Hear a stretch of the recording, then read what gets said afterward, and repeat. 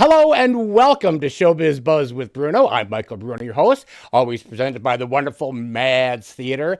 And today we are honored and excited to have the one and only Beth Kille in attendance. Thank you, Beth, for coming today. Thanks for having me. I'm thrilled to be here. Absolutely. So we have so many things to talk about. And of course, we will get to the whole reason, but Beth has written a book.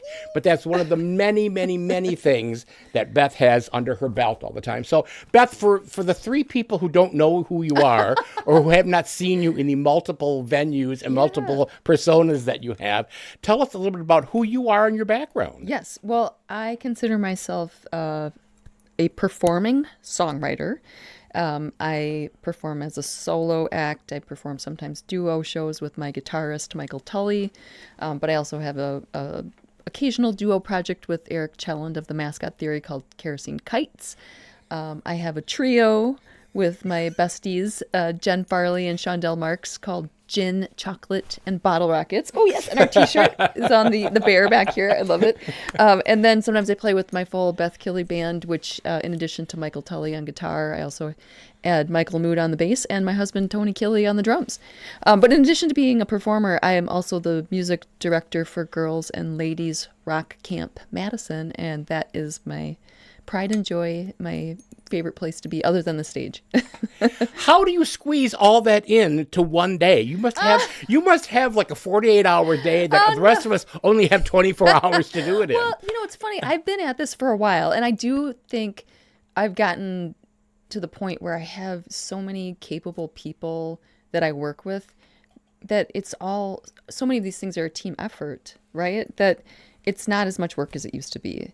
And so I really, I do have free time now. And I'm also a mom. I have a 12, almost 13-year-old son by the name of Gus. And he's very much more independent than he used to be when he was much littler. So that's freed up time. He's actually quite helpful. I mean, he helps me shovel and cook, and he's an all-around sweet child. So yeah, I just have a lot of great, wonderful people surrounding me that help make all these things happen. And sometimes I jokingly say, like, for Girls Rock Camp, I work with Beth Dorn, the executive director. I mean, I'm the one who stands up on a lot of stages and talks about it. So I feel like people are like, oh, Beth Kille is Girls Rock Camp. And I'm like, Beth Dorn does all the hard stuff. She's the one that manages, the payroll and the accounting and all that. So like I just, want to make sure that when it comes to stuff like Girls Rock Camp in particular, people know that it's way more than me. And the staff, the people that work at that camp are just incredible people. And I've always, been fortunate that I am in a community here in Madison where there's just a treasure trove of talent. True. And people, when it comes to Girls Rock Camp, people who understand what our mission is and that are really dedicated. And I mean, we pay the people who work at camp, but I know these people are not in it for the money. They're in it because they believe in the mission. And that just, at the end of the day, you go home and you're like, yeah, that was work, but that was a lot of fun. And I was surrounded by people that I love that are doing something wonderful for the world. So it's good. Excellent. So let's go back. When did you first start getting the bug to be a musician? Have you always been? Were you a little girl with a guitar? Well, funny enough, I didn't pick up the guitar until much later in life. My very first instrument was piano. So when I was 4 or 5, I took a few lessons. But then actually my piano teacher passed away. So I just kept plunking around in my room. I learned a little bit about reading music, and my dad was an accordion player. I love it. So he and I would sit at the piano, and like he would, play tunes, boogie woogie tunes, and he'd be the right hand and I would play the left hand riff. And so we did a lot of playing by ear in my house. My mom was also a very creative person. She was in a lot of musical theater when I was growing up in the community plays where I was up in Marinette, Wisconsin when I was growing up. So is that where you're from? Yep, Marinette? Yep. Theater on the Bay is where she was, the star, and The King and I love it. Some The Music Man, things like that. So I have vivid memories of her being on stage and singing these songs and playing records in my house. So there was always some sort of music. She was also a poet. So very creative and supportive parents who nurtured me as a musician and creative type. I didn't actually start really studying seriously any music until 6th grade when I picked up the clarinet. And I was like the ultimate band nerd because I had some background, right? I always loved music. I played a little piano. So I was like, oh, I know how to read music already. So I just need to remember where to put my fingers. So I took to it quickly and it was very rewarding. I picked up the saxophone also in high school so I could play in the jazz band because that was fun. I mean, I always went to the band camps and I was in the state honors band and orchestra, things like that. So that was just kind of my happy place throughout everything in middle school and high school was to be surrounded by the band nerds. But when I was came down here to UW-Madison to study psychology, I was like, well, I can't really make a living making music. And I was very interested in psychology. I thought I would become a clinical psychologist and solve people's problems for them and make the world a better place that way. And so when I was an undergrad studying psychology, I was in the UW marching band. So, Cool. yes, I was the drum major actually for a couple of years. So I wore that big white Q-tip hat and twirled a baton and yelled at people. Very Super jealous. fun. I'm very jealous of that. Yes. And that was a blast. Again, being surrounded by super fun, talented, motivated people. But then when it came time to apply to grad school for my psychology degree, so I could actually go on to become a counselor, I realized that I'm horrible at sitting still. And I also inherited this lovely thing from my dad that made me feel very protected when I was a child, but like as a person who might want to study and become a psychologist was maybe not the best trait to have inherited. I'm very protective of people that I care about. And so when I hear about terrible things that someone has done to someone I care about, I'm like, who are they? Let me at them. And I'm like, maybe I need to rethink this psychology thing. So I actually went on and I went to grad school for physical therapy. So while I was pursuing my master's degree in PT, that was the first time in my life I was not doing anything musical.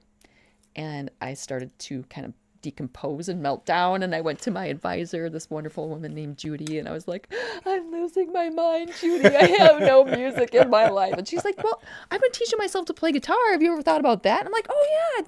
And I got a old beat up guitar and started kind of plunking around. Nothing serious though, because grad school is all consuming. But when I graduated and got my first real job as a PT, I had a patient who hurt his shoulder lugging around his guitar amp. And that was a gentleman who's given me permission, thank you HIPAA, to tell the story, Andy Zeely. And he had a writers group. And I was like, oh, that's cool. I've been dabbling in playing guitar and writing. He's like, oh, you should join us, Beth. And I was like, well, no, you're a patient. I can't, that's a Can't professional cross that line. I can't cross. But after he was done with his physical therapy care, and he called me up a few months later and he's like, Beth, you should join us. And so I showed up in this space with all these people who were, way better than me and more experienced, better guitar players, better songwriters, but they were so kind and encouraging. And that group morphed into a band called Watershed. We added this drummer man by the name of Jim Smith at some point. I hear he's very talented. Yes, did you show people your husband, my husband. Actually, our husband. I know, as drummers. I There we know. go. Jim is not my husband, just for the record, but he. Yes, that's so. Yeah. Anyhow, so that's where I started doing, playing guitar and writing songs and sharing my voice. And after a few years with Watershed, there was just I had amassed so many songs at that point that I was like, I think I want to just try my own thing. And that's where Clear Blue Betty came into play. Look, you've got this poster up on the wall. So I joined. So that was right after Watershed? Yep. Was that when it was the same people? Well, actually, we ended up recruiting Jim. So my husband, for his graduation present, I got him a drum kit with the help of friends and family contributing money to a fund. So I bought him a drum kit.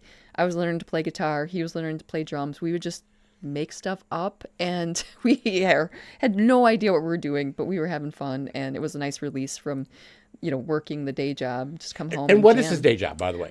He is a pediatric otolaryngologist. Basically, he is a ear, nose, throat doctor for only kids. I love that. Yes. So his med school graduation present was this drum kit.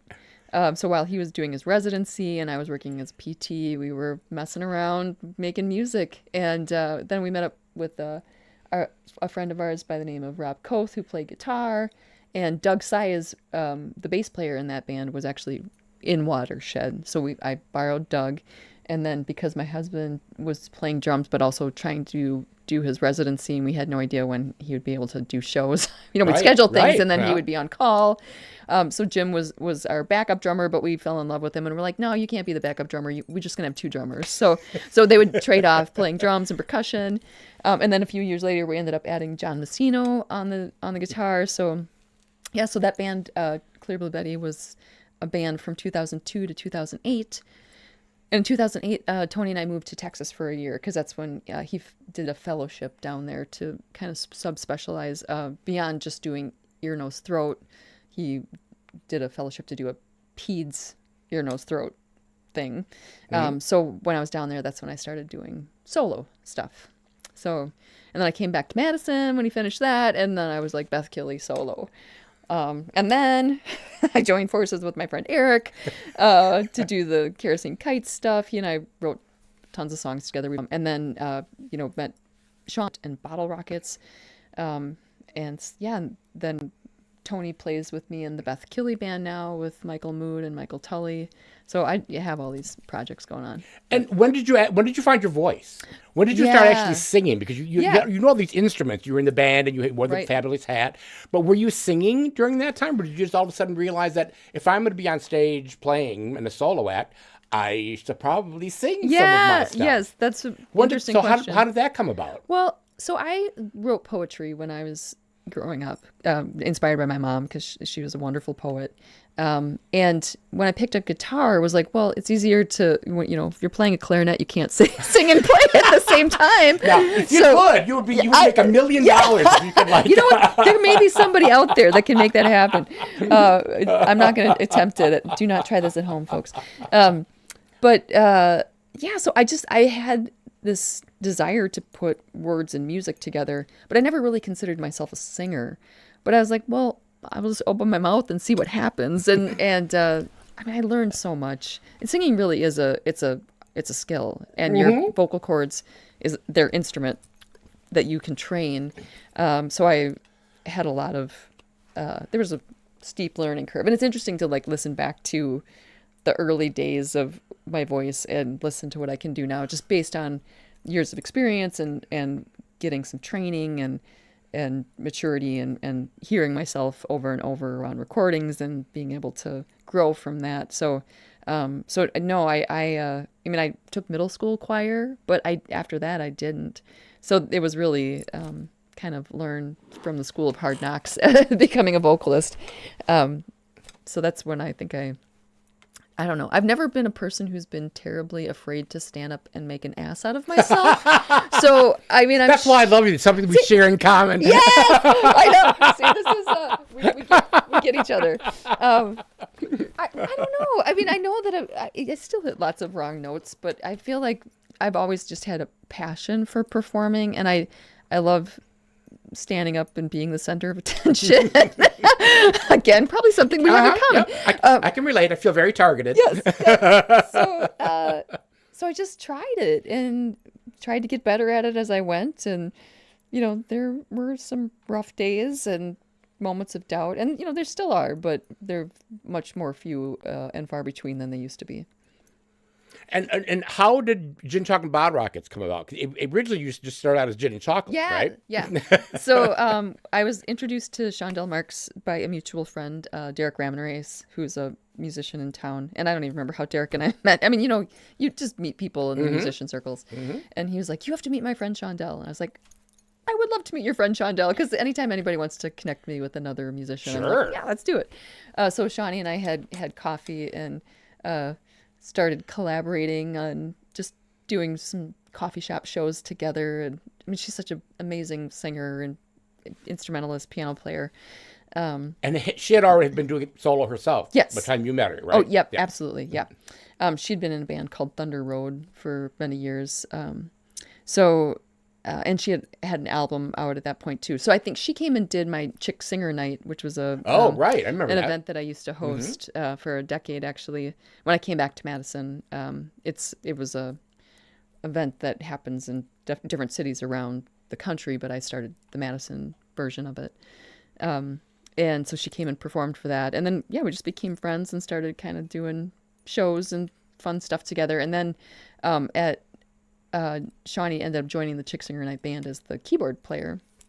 And a mutual friend introduced me to Jen Farley because she heard Jen sing and had never heard Jen sing before, but she heard her sing and she's like, oh my God, you have to meet my friend Jen. She's an incredible vocalist. I had no idea she had this hidden superpower.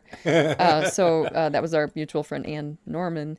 And Ann gave me Jen's contact, and Jen and I went out for drinks one night, and I was like, well, do you want to be in my Chick Singer Night? And she's sure. So she came and performed with Shawnee on keys, and I was playing guitar in that band and singing backup. And the first time that Jen and I performed on stage together, she did Bobby McGee, and she was dancing around wildly, and I was on my knees playing guitar like a wild woman, and she was flailing, and she accidentally punched me in the head.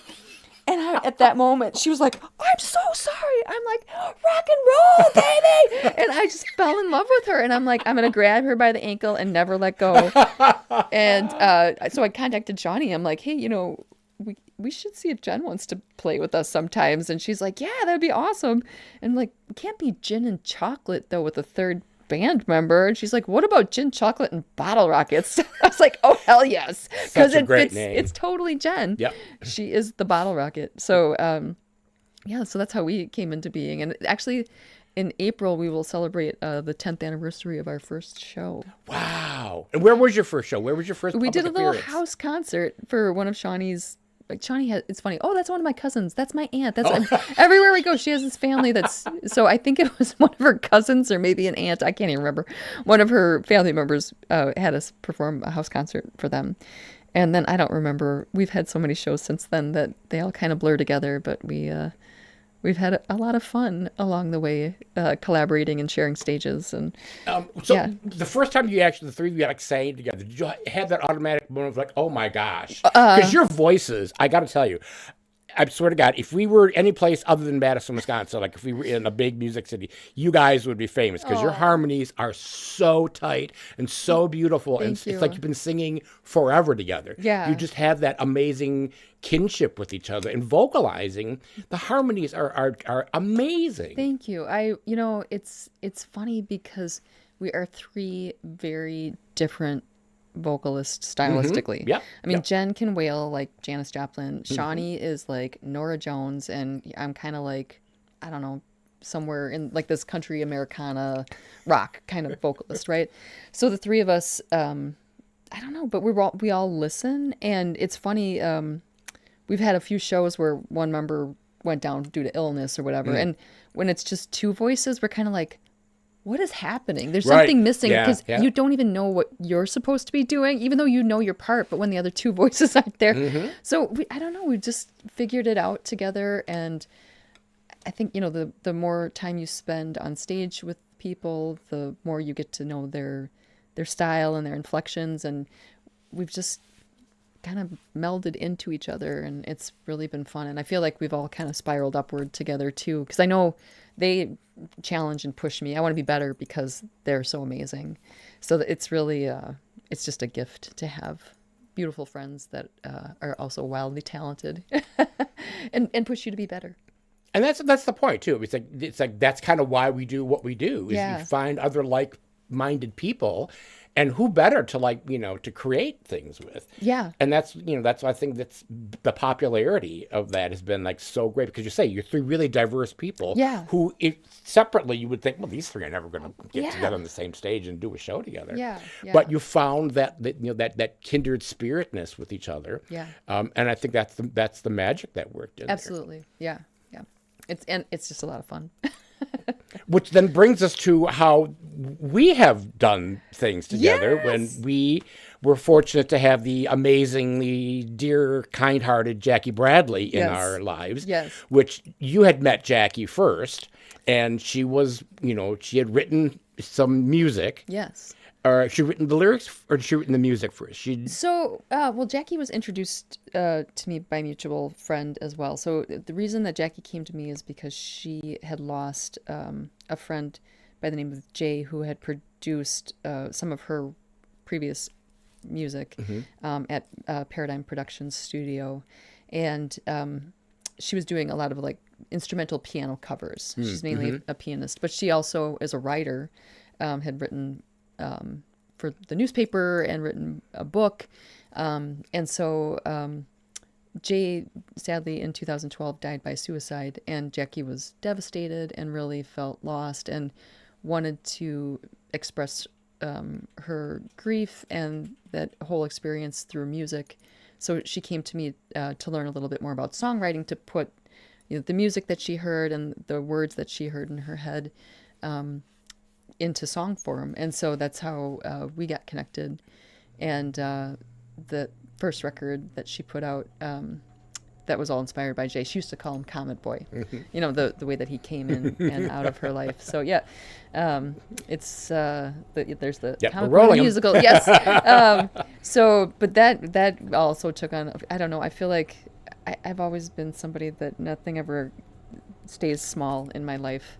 So of course Jackie had lots of dreams and ambitions, and she paired up with Shondell Marks to turn the music into a musical. So they took some of the songs that Jackie and I had kind of crafted together, and Jackie had also written with other people as well for this album, so I didn't want to take credit for all of it, but I helped on some of these songs. But when she got together with Shawnee to kind of morph it into more of a cabaret style show, which is where you and I got to work together. Exactly. So I was she actually had a CD of it. Yep. And it was just the music and the songs that she had written. Yep. She had the CD. Yes. And then at that point, she had been really very dear friends with Sarah Whalen. Yes. And I've known Sarah since I was a child. So Sarah and I go way, way back. Yeah. And they would come to see shows that I was directing at the Bartel. Ah. And at that time, I was engaged to the Belgian snowboarder. And Jackie, who I didn't know from Adam, that she and Sarah would come together, would always like tug on my shoulder and say, "So have you gotten rid of the Belgian snowboarder yet? Have you sent him away? Because there's somebody you have to meet." And I'm like, Sarah, who is this? Yeah. Who is this crazy woman? and then the next show would come over. They would come over and Jackie said, "So, are you ready? Have you gotten them out of your system? Have you finished with your midlife crisis?" And I'm like, "Oh my God." So then came the day when I was finished with my midlife crisis, and I was like, "Okay, I've got to I'm settling in. No more of this craziness. I'm going to be fine." And she's like, "Now you have to meet this person." Oh. So it was all Jackie Bradley saying, "You have to meet this person." It's like, "Fine, we'll meet for coffee." And it was like, that was it. Yes. It was like, that was, yeah, and not knowing that all these interconnected, that he had drummed with you, yes, and had a past with you. Yeah. He'd had a past with, also all these interconnected people that Jackie Bradley was the catalyst for. So I always say, Jackie Bradley, it's your fault. Yes. it's all your fault. So she had the CD of the show. Yep. And she had known that I was doing musicals, and she said, "I want to make this into a Broadway show." And I was like, "What? Well, that's pretty. That's a pretty high order there." I said, "How about if we turn it into a local musical first, and see where it goes?" Because the music was wonderful, and the songs are wonderful, really. But there was no score. I mean, there was no book. Right. I mean, we knew what her story was. I said, "Well, Jackie, the first thing you have to do is you have to sit down and you have to write the story. Yes. You know what the story is, and you've told the story, so you need to sit yourself down and you need to write what this feels like. Yes. Why did you go on this journey and put these beautiful words and music together and tell us, the story of Comet Boy?" Yeah. And by God, she did it. I mean, she sat down and she, wrote this unbelievably, wonderfully touching story that went with all the words and music in there. And what I love about it is, I think a lot of times people are like, "Oh, it's a piece about suicide," but it really ends on a note of hope. And her mission with it was really mental health awareness. Right. And suicide prevention. And I know people who came to that show who were touched by it. And, it's just trying to say you're not alone. We all are going through something. And so it really was a very powerful thing to be involved in. We were going to do the reprise. And then that crazy pandemic happened. And so we turned it into a movie. But the great thing is we turned it into a movie. So now we have it for posterity. Yeah. I mean, it's in, it's something that we can go back to. Which is a whole other thing that we never knew what came out of the pandemic. Yes. It's like, well, what are we going to do with this? Yeah. We can't wait until if this ever goes away. Yeah. And we shot the whole thing during the pandemic, which still to this day amazes I me know. that we put that movie together Yeah. during Yeah. in the height of that pandemic is amazing. Yes. Absolutely amazing. That was, gosh, we learned so much Truly. through that experience. And, I mean, it was a very eye-opening time Yeah. in many ways. To say the least. Yeah, but Exactly. that experience was something new and something very powerful to be a part of. So Indeed. So Yeah. now that we've got all of our histories taken, our history lessons are done, how did this little gem? Yes. When did this become a little interest and a little bit into your mind of saying, I think I'll write a book and I'll become an authoress now? right. Okay, so when I was in Texas, gosh, there's so many different ways this came about that there's really like no one point in time. But in 2008, when we moved down to Texas, I met a woman by the name of Connie Mims, who was like the rock and fairy godmother of the Houston music scene. And she was just doing all these wonderful things in that community to mentor younger artists, and took me under her wing. We wrote some songs together. She ran a songwriting group there. And she asked me to be a part of this Grammy Career Day that they were hosting in Houston, bringing kids in from all these different schools in the area to learn more about the music business. And she was going to teach a songwriting class with a friend by the name of Walter Sir. And one of her other instructors got sick. And so she took that instructor's place, and she's like, well, will you teach with Walter? And I was like, sure. And he was wonderful. And he took the lead, and I kind of, followed along, and Connie gave me some advice on how to teach. But it was the first time I really was teaching songwriting to a group of kids. And I remember leaving that experience and like running all the way to my car and like getting out my little flip phone and calling my mom and being like, Mom, this was the coolest thing ever. You wouldn't believe what these kids did. And so I think that kind of gave me this bug about, gosh, teaching people about songwriting is really fun. Mm-hmm. And it's so inspiring to see other people get inspired. So when I came back to Madison in 2009, I began this song crafting club at West High School. And I did that for a couple of years, where I just had high school kids in an after-school club once a week, and we talked songwriting stuff. And so I prepared little lessons for all of that. And then I taught songwriting at Girls Rock Camp, and we started that in 2010. And then when I started doing those things, people were like, oh, you come do a workshop for so-and-so and for this and that. And so I just amassed all of these little like one sheet like handouts that I would give to people when I would go do these workshops. And I think probably around 2008, I just got this idea. I'm like, I should turn all this stuff into a book. That'd be fun. I mean, I've got enough material, I think. Mm-hmm. So in 2019, I started casually writing. I just like sit once a week at the coffee shop in Verona on my laptop and type. And then in 2020, when the pandemic hit and my son was doing school from home, I kind of put the kibosh on it. But then after he got back into school, like full time in the actual school itself, in 2022, I started kind of seriously working at it again, like in the late fall of 2022. And then in February of 2023, I met a woman at Ladies Rock Camp by the name of Jen Moray, who is a copy editor. And so I had been, working on this, and I had sort of a basic outline of like, these are the chapters.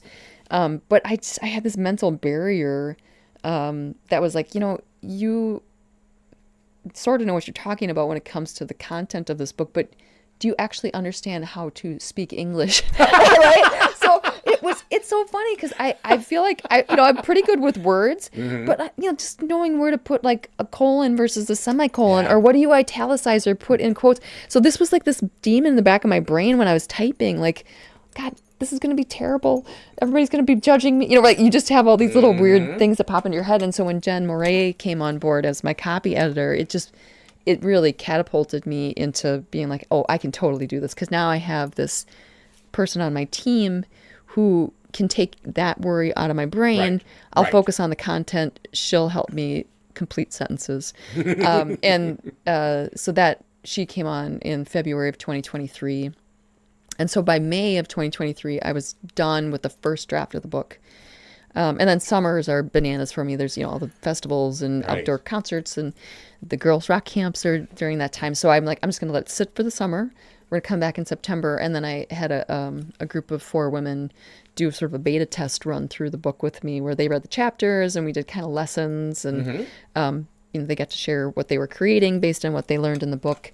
But they were also giving me feedback on, this, I didn't understand this, or what about adding that? Or then I went back and rewrote the book, did like a really hard rewrite in November, or I guess October of 2023. And then Jen Moray went back through it with me. And then I teamed up with my bandmate, Eric Chelland, from the Mascot Theory, he and I are kerosene kites, but he's in the Mascot Theory, but he did the beautiful design of the book. Really great. And actually my bassist's mom, Michael Mood's mom, her name's Marcia. She's an amazing photographer. She took this photo that I used on the back of the book. So again, it's just about surrounding yourself with people who are awesome. That's right. That, compliment you with your, like, this is my strength, but I can't do this. And so who do I know in my circle that's willing to help me? But yeah, so then we sent it off to the printers in beginning of December or late November of 2023. And it showed up on my doorstep in December 27th or 28th. It was like opening the box. I was like, oh my God, it's a real thing. So yeah, it was quite an adventure, but it really, no one is paying me to be an author, right? I didn't have a publisher. Right. This is self-published. So I just had to be disciplined and like set deadlines and try to work through all this stuff. And it morphed as I was writing it. There were things that I thought I would include that I edited out, and then like the last chunk of it was stuff that I hadn't really envisioned putting in. But then as I was writing the first part of it, I was like, oh, I need this, because it's divided into 3 parts. The first part is really kind of a philosophical dive into why music. Why does it exist? Why do people feel when they experience music? What do they feel? And how did you get into music? If you're reading this, you must have an interest in songwriting. Right. So how did you get into music? How did the music get into you? What's your songwriter origin story? And then the center part of the book, part 2, is really all the didactic, like okay, let's talk about song structure. You have all these ideas. What's the scaffolding that you can put your ideas upon? And how do you generate ideas? And let's talk about writing melodies and talk about impactful lyric writing and a little bit of music theory in there too. So, and then the last part of the book is kind of bringing it together by telling people's stories, people that I've been touched by, who overcame their barriers, and then also evaluating your own barriers in your creative process and creating a mission statement for yourself as an artist. Like what is guiding you? What is your purpose as a songwriter? And let that be your compass, really, as you move through your life as a creative spirit, because there's so many things. I mean, I'm sure it's the same in the theater world. Like, there's critics everywhere, right? Mm-hmm. There are people who see your art and they don't appreciate it, but you can't make everybody happy. So really what you need to do is be true to yourself and your authentic voice. And that's all we can do. And if it resonates with other people, that's wonderful. Right. And sometimes you're your own harshest critic. Oh, absolutely. I mean, like you said, that little voice in the back of your head is like, you can't do this. Who are you kidding? Right. I'm a fraud. I mean, who's going to listen? I mean, that awful niggling little voice. And it sounds like, we both came from incredibly nurturing. We were neglected children who had no music and had nothing in our souls to be nurtured by. And you think, okay, then you hear that voice saying, you're not worthy, you can't do anything, you'll never make anything, go and get that second career, because you're never going to make a career in theater or make a career being a musician. Yeah. And getting those voices, which are imposed, to get those out of your way. And I know it's you can say it's a hard thing to do, and everybody says that, but when you actually sit down and realize, and you hear that voice coming back in there, to just stop. And just tell it to go away. Be gone, evil spirit. Stop. Yes. And one of the things that, I've read so many books in my life, and I I'm all over the place when it comes to genres, but I have read a lot of, self-help books, if you will. And so the actual first working title of this book was The Songwriter's Self-Help Book. Because I really just wanted people to be able to understand their own personal musical motivations and then have some tools to work through those barriers. And even, the person who wrote this book about here's how you can work through your barriers, I still have them. Right. Right. It's not, you never arrive. It's a journey. And, I've gotten a lot more comfortable in my skin with time and repetition, but it's something that you have to wake up every day and do the work. And then you just have to be reminded. And honestly, when it comes to mission statements, I tattooed the word inspire on my forearm. And this is my compass, right? This is what I want to do with my music, with my book, with Girls Rock Camp. So this is the metric that I use to kind of determine, well, if I'm going to take this thing on, is it consistent with this?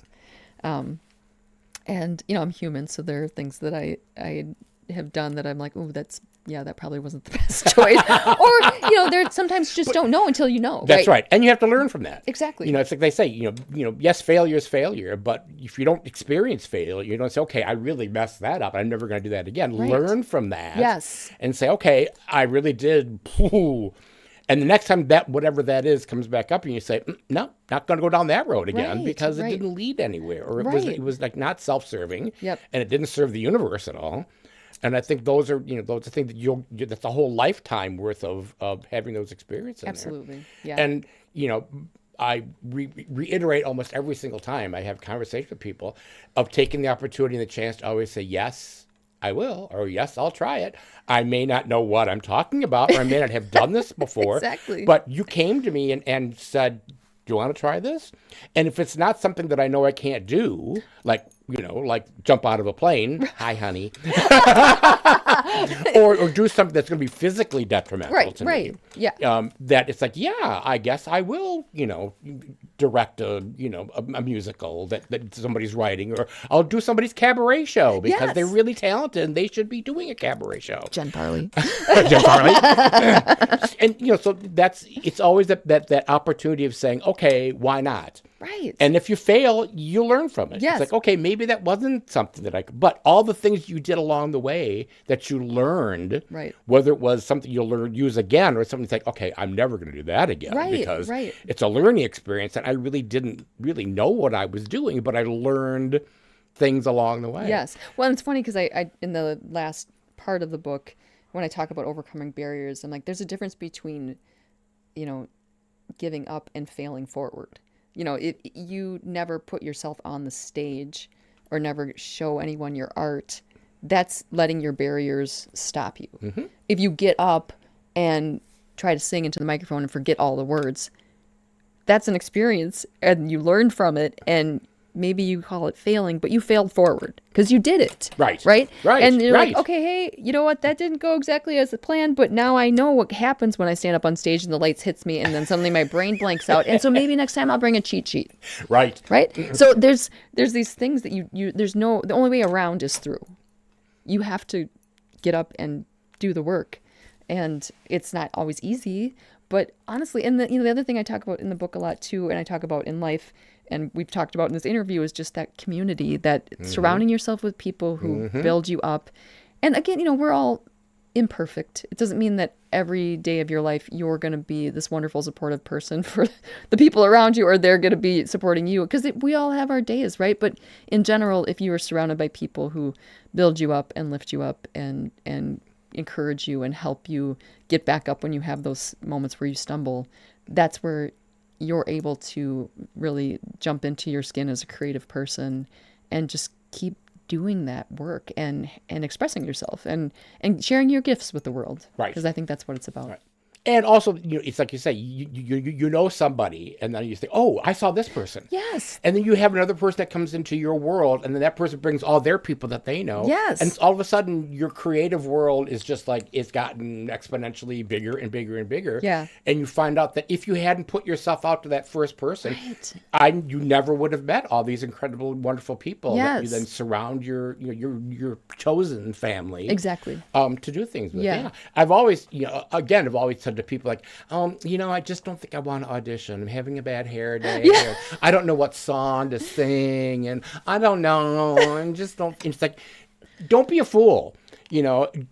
Go out there and put yourself out there, because then you're going to rue the day when you think, God, I could have done that. Right. I should have been in that show. Yes. But if you don't make the first move and say, okay, maybe I'm not as prepared or as gung-ho to do it on my show, my A game, but at least you got out there and did it. Exactly. At least you didn't negate that and stop yourself from even trying to put that first foot forward. Right. And the other thing too, I think that is really important to acknowledge is that it's okay to have feelings, right? I mean, if you think that every day is just going to be like smooth sailing, or if you're trying to numb yourself out so that you don't ever feel anxious or sad or grumpy or whatever it is, right? Like that's just not living.